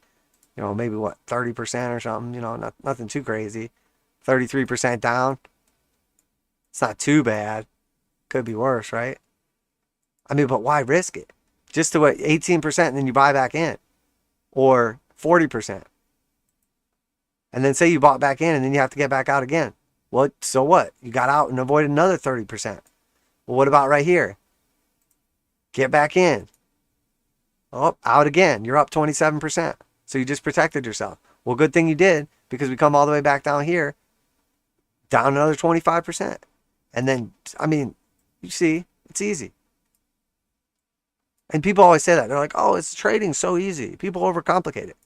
I mean, literally, this strategy is designed so that trading actually is fucking easy. Because everybody overcomplicates it, because it's easier to sell you something if it's hard. But if it was that easy, everybody would do it, right? Sure, but everybody just gets tricked and makes it overcomplicated. It really is that easy. I mean, you can look at this chart in real time or in hindsight and say, well, what if we bought every single cross, and what if we sold every single bear cross? What would happen? What would our P&L be at the end? You can go back through and do it. Do it yourself.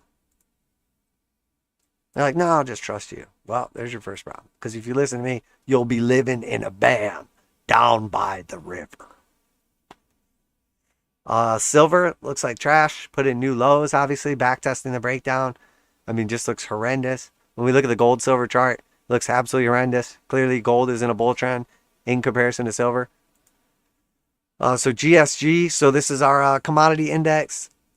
I might not have mentioned it before too, but part of why I like this one specifically is the overweight energy portion of it.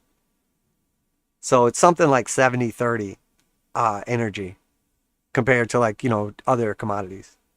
So there's obviously lots of different ones, but, you know, energy is obviously popular right now. And I think this gives us a better idea as to, like, what's actually happening, since we're using this kind of as a gauge, not just to trade itself only. Worth paying attention to. The daily 200 is about to lose. The 200 simple is about to cross over the 200 exponential. So even if we do still get a bullish move back up from here, the trend is getting tired. So it's telling us commodity prices and, you know, energy in general as well are starting to run out of steam. Likely to cool off for a bit. Doesn't mean they're not going to go to new highs before long, but worth paying attention to. This looks very, very similar to the oil chart also. We talked about that quite a bit as well. So is this our inflation gauge as to what the market thinks going into the future? Right now, of course, inflation seems bad because it's at worst. Maybe it did top and then over the next few months starts to come down. Maybe. We'll have to see. Still looks good compared to most things. It's still on top of the 200 exponential. You know, it is technically off the highs. I can't really say that we've seen any kind of impulse right here to where it's like, oh, well, we just put in a lower high. I mean, did we? Is this an impulse? This looks more like just a consolidation than a straight up impulse. We'll have to see. So I don't know if it's going to come back up here at the top of the range. I think the most important thing to pay attention to is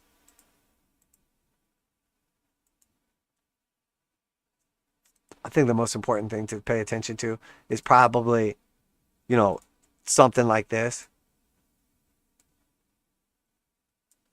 We're basically leg down, ascending channel consolidation.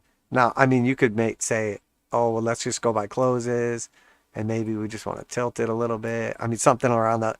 The point being that essentially, as long as we're still holding on to the lows right here, which is the 200 exponential and simple, and as long as we're continuing to put in slightly higher highs, this looks okay. But realistically, you know, how high does it get up to? Probably the 1.618 is probably where it tops out, if it even gets there. I mean, it might not even head back up there. So the real question is, well, you know, if it runs, it's 10% again. And the reason we've been talking about this, but it's just not desirable, is the range is so tight. If you break down from here, you're talking about like 3 or 4%. So it's like 3-to-1 ratio, still bullish technically, for like a 10% move. Or maybe it goes to new highs, and then in which case it's great. So there's definitely an argument to be made. We just enter the same trade again and just give it a shot from here. Could go either way. You guys know, obviously, I have downside targets on a lot of this stuff. The most important thing right now, I think, is just watching this level, because we have that ascending blue support. We have the 200 exponential and simple. We just have like everything, you know, the bottom of this channel lines up with all of it. It's just all right here. So basically, if we lose this level, it starts looking real shady. If it holds on, you know, we probably test up slightly higher. All right, and then uranium stocks. So I told everybody I took a lot of profits on uranium stocks. Don't want people just getting bearish now all of a sudden because I sold some uranium stocks. These are like trade account uranium stocks for like the recent run-ups and some of the profits we had left from some earlier trades. So it's not like I'm suddenly like bearish on uranium. But Cameco, you got to be careful, because when we look at this Cameco chart, it looks good. Much better than other charts do. And the main reason I, was basically pulling the trigger on Cameco is because from the top to the bottom, we backtested the 786. So if we go any higher than here, I mean, there's always chance of a double top. But if we go any higher than here, uranium probably just keeps running. So I have much higher targets. I mean, we already hit my macro fib target. So if we break through that level again, I expect this to go much higher. And again, I'll just buy in slightly higher, or, wait for a decent pullback. I mean, we'll just evaluate what the charts look like and what they're telling us to do. But I'm not by any means just suddenly like bearish on uranium. I'm not trying to give off that impression. I did a uranium deep dive on a bunch of stuff and showed you my long-term targets. If you haven't checked that one out, highly recommend that. It's about an hour of just straight up uranium and nuclear stocks. And, it'll blow your mind. If you're not bullish on them now, you will be after you watch that. But it's important to realize that we could see further downside before then. So here's the URA chart. And again, this one, in my opinion, these other charts are giving us a much more accurate picture of the uranium space, as where Cameco is giving us a picture of the uranium space, but also the biggest and most well-run, arguably, company in the space. So it's sort of giving us like, it's not taking into account all the shitty uranium, like, companies, miners, speculations, small caps that we see when we look at like the broader space. It's literally like, oh, look, I'm a really good company in a potentially really bullish space doing like what you're supposed to do with a big market cap. And so it has all the goods with minimal bads. As where we start looking at like UEC or some of these other more speculative, smaller ones with not a big track record and making some aggressive moves. And it's like, look, they still could be amazing, but they have a lot of potential downside risks that you're not going to get or see on a chart for something like CCJ, Cameco. So URA has put in, basically a series of lower highs. We could have got a little more of a push here. Maybe we still do. That's basically the target resistance right there. Slightly lower low each time. So we have a series of lower highs and lower lows. So obviously we already tagged the 382. The next target is the 0.5 and then potentially the macro fib. Now, don't pay attention to when I have it getting down here. This is obviously a target that's been in place for a long time. So it's not about time of when we get there. It's about, targets of, potentially where we get to, if that makes sense. I know sometimes, it hits our targets like perfectly and the time is relevant, but sometimes it's not. And the idea of putting the targets down there and then coming down, it's like, sure, you're kind of estimating what could happen, but the market develops a lot inside there. So this was our initial ABC correction, and we got that. Obviously, it played out really nicely. We, arguably front ran it slightly here. Here we eventually got it, but that is essentially our initial like potential ABC correction down And then after that, you know, we might have another leg down. Or maybe that's it. Maybe that was the bottom of the two, and we're only going to hit the 382, and then we're just going to shoot off from here. It's definitely possible. I mean, if in hindsight we look back and this was the correction, and then actually we're just going to new highs, that makes total sense. I mean, I could totally see it. Like in hindsight, I'll be like, yep, you know, makes perfect sense. And this is the fib extension, 1.618 is at $54. So it's over, you know, a double. But realistically, I think we come down here. So we'll see. Doesn't have to be. That's what we're looking for. So if this continues to roll over, starts to lose momentum, it's going to seem more likely. Again, Cameco looks a lot stronger. If we look at the weekly right here, I think it paints like a little more accurate of a picture. We basically have a nice set of legs up here. A breakdown, hold support, lower high, come back down, retest 200 exponential and simple, potential another lower high again. And then, you know, we're trying to cross 821 bullish here. If we do, it starts looking good again. If we don't, if we close the weekly, you know, which it's only a couple hours from now, I doubt we go down below 21. It's possible, I guess, 5% move. If we do close that down below here, it's going to look worse. If we close, you know, I mean, right now it's already starting to look like a rejection. If we continue to just kind of bleed out through the end of the week or last couple hours, you know, eventually come back down here, you know, it's going to seem likely that we come to the $16 mark, which is the 200 simple. And when we get there, you know, we're going to be bullish. Obviously, you know, if we come to right here, are we going to miss out on the upside and not take an entry because we wanted it to get right here? Are we going to not buy at 16 because we're hoping for 14? No. I mean, we can just enter into a portion of, again, some of these targets are on here from way back when. In the meantime, a lot, you know, we've gone sideways for a long time. So that's what we're going to be looking for. So maybe what ends up happening is we just chop around in this range. We bounce up, we kind of front run it here, we bounce up, we kind of front run it here. And then by the time we actually get to, you know, this bottom support area of our little descending consolidation, also kind of lines up with the 200 simple right here. And then, you know, maybe a little front run, maybe a little wick down, and we hit the 0.5. There's definitely some potential here for this to play out really nicely from what we're expecting. And if it starts looking bullish, we won't let it get away from us. Obviously, we've seen quite a bit of weakness and energy, and uranium stock's been holding up okay. So use Energy Fuel Inc., quadruple use. Again, we have a high, we have a lower high, we have a lower high again. It's not really like, it's not nearly as, I guess, uniform.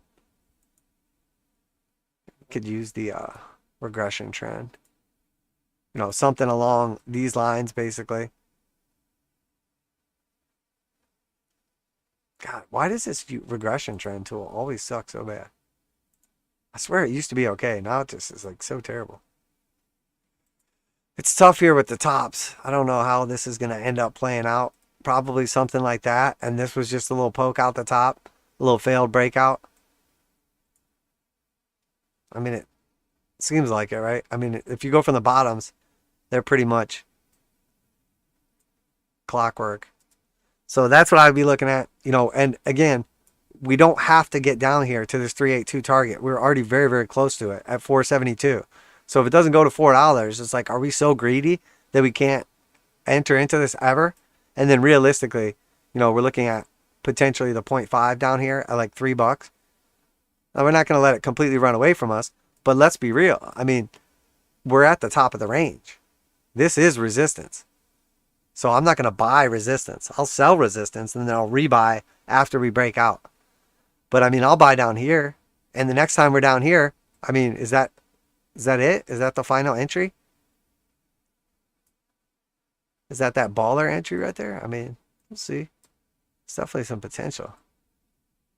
Somewhere along these lines.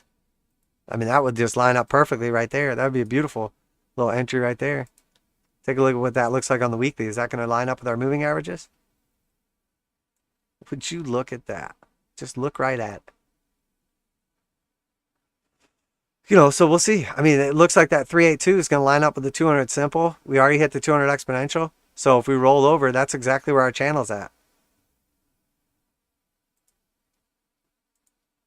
Boom. That's beautiful.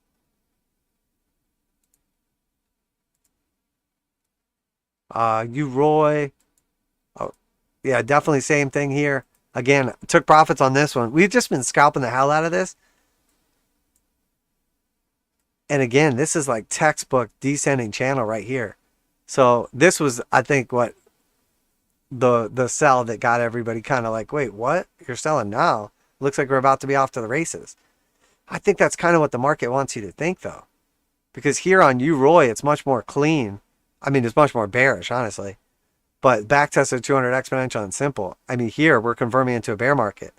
Like CCJ, that's not what we're seeing at all. This is still a battle taking place. And then URA, it's like, well, it's a battle. It doesn't look great. You know, it looks like the bears are winning.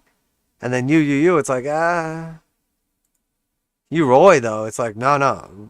Bears are winning. Bulls are losing for sure. That's why I'm taking profits on some of these. Onto the pot stocks. Same thing again. I didn't mean to scare anybody, but I front ran my target and sold. It was a nice run up. I'm not going to give it back. Every time these things pump, they just give it back and go to new lows. I'm not going to do it. So that's why I took profits. I still have plenty of pot stock positions. So if overnight they just all 100x, I promise you, we'll all still be retired either way. Just because I sold some scalp positions does not mean I like hate pot stocks now. I mean, probably anybody that's ever purchased pot stocks probably hates them unless they've like taken profits more than they've not. Like I still have pot stock positions open. Like, well, I shouldn't even call them positions. They're like leftovers, crumbs, whatever you want to call it. From this run up right here, when we got into Tilray on this run up, and it ran. This was like literally like the meme stock like squeezes. Ran like a few 100%. I can't even remember where we sold. It was either here. I think the majority of it was here, but we sold some up in this region too. I still have like what were profits. I mean, they're still technically profits. They're just a lot less.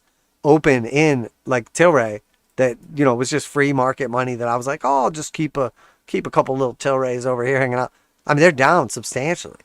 Like when I look at it, I'm like, holy shit, I can't imagine being some pleb, you know, that bought an actual position 89%. Now it doesn't show up as 89% only because there's other profits from other scalps along the way that have stayed. But I mean, that was just off this one little pump right here. I mean, think about the people that bought, you know, I guess that's really right when it come out, but lots of people bought in here on the way up that are now down 96, 97%. So I trade these pot stocks slightly different because fundamentally I believe in the space. The way I did uranium during its long bear market when nobody loved it. And now uranium is starting to turn back over and it looks good again on longer time frames. Pot stocks still look terrible. One day they'll look good, you know, but there's a strong case that you should be taking profits in pot stocks early and often. And even earlier and more often than that. Because chances are until they don't, they're just going to end up making new lows.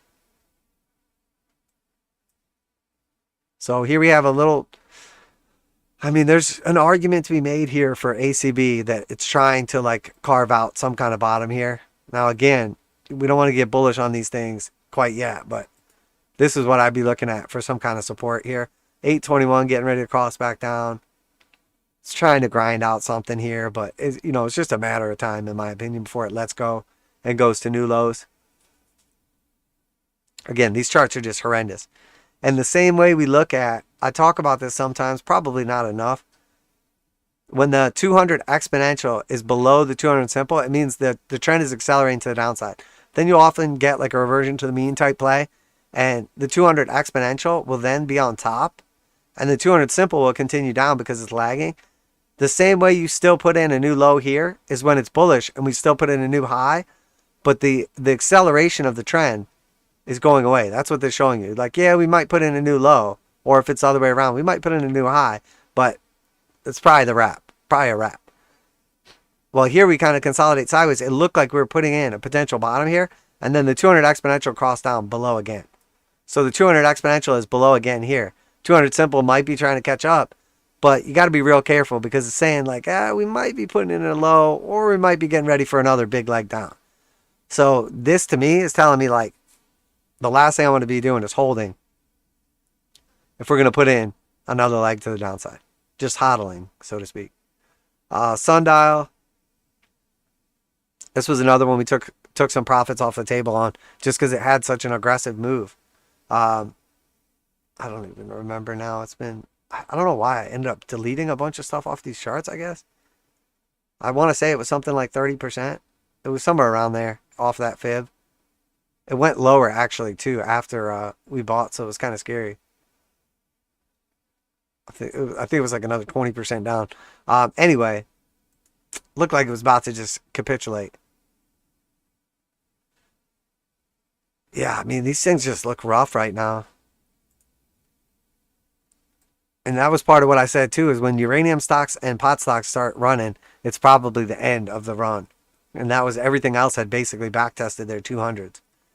Hexo looks real bad here. Looks real bad. I mean, it's barely off the lows. Oh, and this was that nat gas play right here. So this is what we're looking at. Basically, the breakdown of the channel, the peak, you know, the A leg down, the B, the back test of the bottom of the channel, and the 786. And then seems likely we're getting ready to come back down here for a slightly lower low. So we didn't quite get to the 236, that first leg down. So that would obviously be the initial target. It seems more like we come back down here somewhere in this range though. Now we'll see though. You know, you're starting to hear people talk about now the nat gas situation might not be as bad. Europe's got its stocks back up to 80%. So we'll see what happens. We'll see. You know, obviously a lot of this energy crisis is central planned, either on purpose or by accident, but we'll see what happens. It's a little too early to be calling for like big capitulation moves like this, but we're just talking about the potential. 200 simple, getting ready to push over the top. 821, we're hanging on for right now. You know, if we break down and cross them back down bearish, we want to see a higher low. Is that going to be just another buying opportunity, potential scalp from like 22? Maybe. We'll see what it looks like. This still looks okay for now. I wouldn't get too excited calling for tops on anything energy related right now. Maybe oil at best, but I'll be careful with like coal and nat gas. And once we tag like 19, we can confirm, okay, we at least legitimately can be swinging off here. But as of now, it's not crazy to think we reclaim this level and then go to new highs. So we don't want to get overly bearish on like the one bullish sector. All right. That is it for today. Going to keep this one relatively short going into the holiday weekend. Probably we'll see a little excitement with the close today. Yeah, look at that. So market's giving back that push up right there. So we basically gapped up and now we're coming back down to close it. So we're just where we closed yesterday now. So it's, I mean, not technically a down day, obviously, because we're just right back at that close. So we'll see what happens as we go into the actual daily and weekly close and how that pans out and what that ends up doing to crypto. Yeah, see, crypto gave back that little pump. See, this is what we talked about now. Let's actually look at this again, because this is exactly what we were talking about. What could happen, okay? And what I said, you can go back to the beginning of the screen and listen to what I said. If something crazy happens and we suddenly just give this away and we come back down here and we avert the 821 cross, or, you know, basically the bulls push it up, take over, and then the bears say, yeah, just kidding, bitch. And they push it back down and we close back low and it crosses back red again. You know, there goes the whole argument to potentially get bullish, was that 821 cross. Now, again, it might still happen right again over the weekend as soon as spot market or futures market closes, and then we still get that run up, whatever. But just remember, that's the criteria is when we're looking at this 4-hour time frame, if that 821 does not cross to the upside, our bull case is gone. That's it. It's immediately anything I said potentially bullish. If we don't cross 821 to the upside, gone, done, finished, starting over. You know, and it just looks like a situation like this where actually we probably are about to get a leg down. And again, if we just look at that on the daily time frame, you know, that starts looking not nearly as good, because we were talking about closing above the 8 and then potentially moving up to 21. Now we're back to, oh, we can't even get above the 8. So, you know, the final thing we said was on the longer time frames, look how close to the bottom we are versus how close to the top we are. So we haven't closed, a new monthly low here. All these monthly lows were either at or around the same area. But again, when we look at the top to the bottom here, and we say from our highest monthly close was at 62,000, we're down 67% from the highest monthly close. And we're up 0.00% from the lowest monthly close. So as far as I'm concerned, we're literally closing new monthly lows. Not technically, but we're at the monthly lows. And since that monthly just closed, we're still there. So it's very hard for me to get even remotely bullish for any kind of like legitimate case until we're at least not closing or not at the lows. So, hopefully I didn't give anybody too over bullish breakdown in the beginning there. But I mean, we're just, we're just so close to the lows here. There's just so much, all the potential risk, in my opinion, now is to the downside. I mean, there's so much that has to happen to build a bull case to the upside on a short-term time frame. So, the way to look at it is, in my opinion, is just watch that 4-hour chart and say, look, if we're not closing this 821 to the upside, I'm definitely not bullish. And then after that, we can look at the dailies. But yeah, I think we'll go ahead and wrap it up there. We jump in the chat. What's going on, Prague? Good to see you. Amazing content as always. Thank you for the kind words, my friend. Good to see everybody. Andreas, Big D, Milligan. Who else? And Prague. Good to see you guys all. Obviously, everybody out there just lurking. I'm glad you're here as well. Creeping in the shadows. Always a pleasure. So, yeah, I think we got a pretty well laid out case there. Obviously, a close on the stock market at the opens or closes from yesterday is basically just a nothing event. You want to see some kind of continuation. Otherwise, it just looks like a dead cat bounce off the 236 like we talked about on the Dow. It's very hard for me to build a long or even medium term bull case right now on pretty much anything. I think we did the best job we could trying to build a bull case on crypto for over the weekend, holiday weekend, 821, fight for that little cross and potential, 10, 15, 20% move to the upside. But I would expect wherever futures closes tonight is probably where Bitcoin opens, wherever Bitcoin is when futures opens next week. So, but everybody have a great weekend. Happy Labor Day to anybody in the USA who celebrates. And appreciate everybody tuning in today. Obviously, remember, none of this is financial advice. I'm not your financial advisor. These markets are extremely volatile. Please do your own research and trade responsibly. It is Friday, 12:55 p.m. Eastern Standard Time on 9/2/2022. And I am, of course, Crypto Trend Trader. And I'm getting the fuck out of here. Everybody have a great weekend. I'll be active in the group most of the weekend. So I'll see most of you guys in there. Everybody have a good one. Peace.